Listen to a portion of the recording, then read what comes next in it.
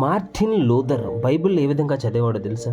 అతను అనేవాడు, నేను బైబిల్ని యాపిల్ పండ్లు ఏరుకునే విధంగా చదువుతాను. అంటే ముందు యాపిల్ చెట్టుని గట్టిగా ఊపుతాను, పండిపోయిన పండ్లు కింద పడతాయేమో అని. ఆ తర్వాత ఒక్కొక్క కొమ్మను ఊపుతాను, ఆ తర్వాత ఒక్కొక్క రెమ్మను ఊపుతాను, చివరికి ప్రతి ఆకును తరచి తరచి చూస్తాను. అంటే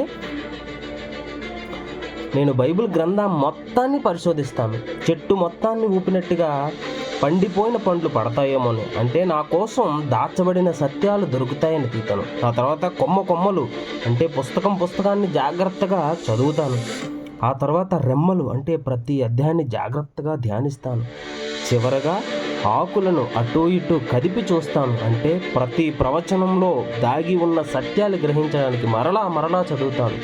ఈ రీతిగా నా బైబిల్ గ్రంథాన్ని నేను ధ్యానిస్తాను అని మార్టిన్ లూథర్ అనేవారు. ఈ రోజుల్లో చాలామంది ఏం చేస్తున్నారంటే, ఏదో నామమాత్రంగా బైబిల్లో 1-2 వచనాలు చదివేసి ఆ తర్వాత నేను బైబిల్ చదివాను అనే భ్రమలో ఉన్నారు. కానీ బైబిల్ని నువ్వు చదివితే నీ జీవితానికి బైబిల్ ఒక గొప్ప ధ్యేయాన్ని కలిగిస్తుంది.